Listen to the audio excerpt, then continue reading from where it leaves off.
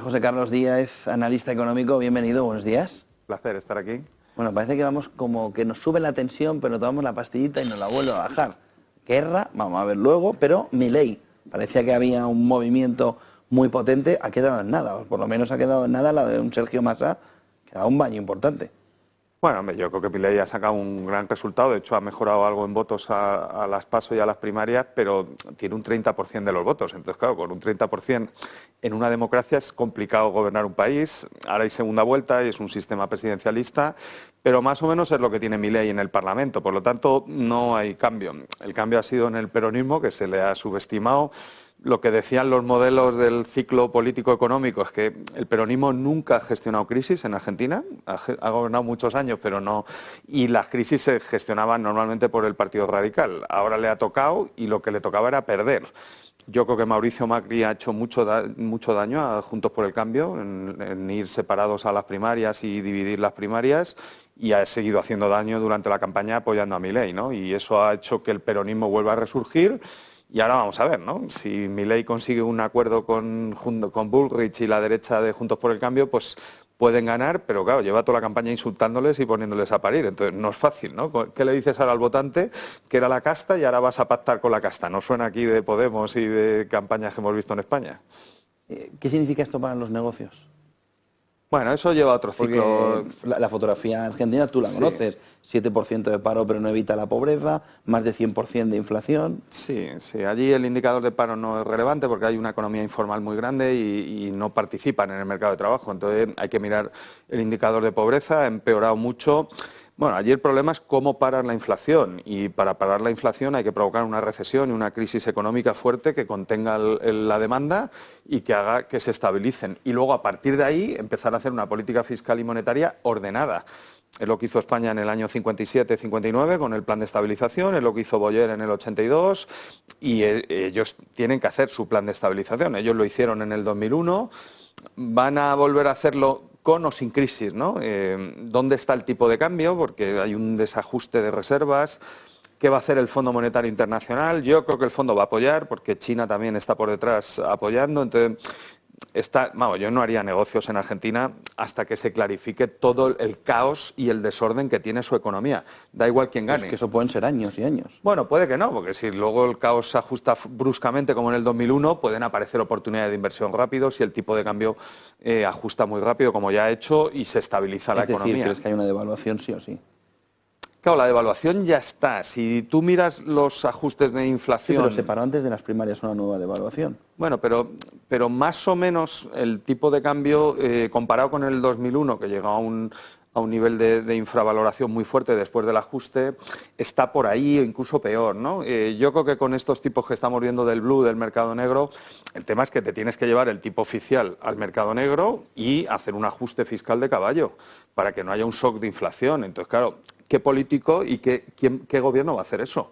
Yo estuve en las primarias en el verano del 15 allí presentando un libro mío y siguiendo la campaña, y Mauricio Macri prometió hacer el plan de estabilización y no lo hizo, y llegó al rescate del fondo, ¿no?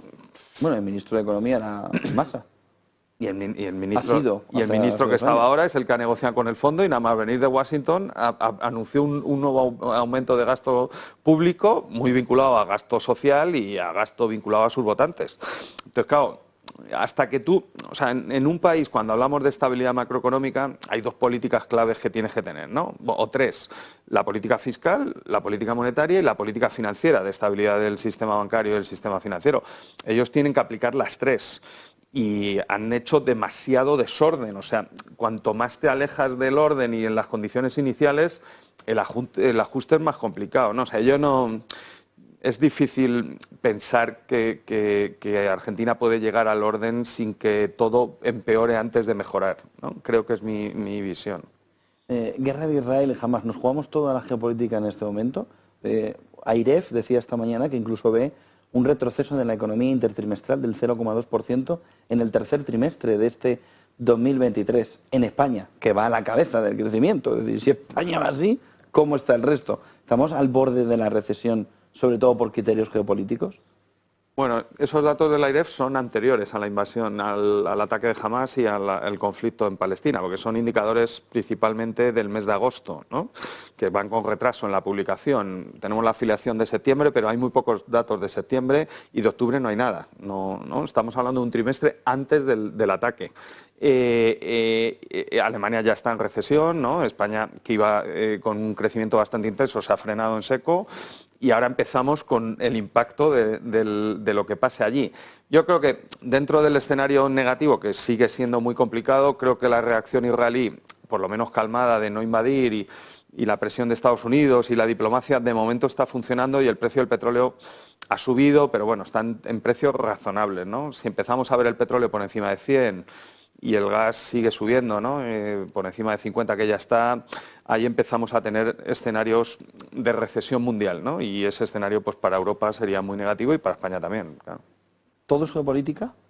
Ahora mismo sí, porque claro, el contagio... Tú estás en el mundo de los negocios, verás la preocupación. Pero bueno, el contagio al petróleo es que Irán entre en el juego y que la producción de petróleo de Irán no entra al mercado, ¿no? Ese es el punto de riesgo en este momento. Bueno, y frena incluso a Arabia Saudí por el estrecho de Hormuz. No, pero yo creo que Arabia ha frenado las relaciones con Israel, tiene que estar con sus árabes, o sea, eso yo creo que era el objetivo de Hamas y de Irán y lo han conseguido, lamentablemente, porque iba a haber un acuerdo entre Israel y Arabia Saudí, ¿no? Pero no creo que a Arabia Saudí le interese en este momento ir a más tensión al revés.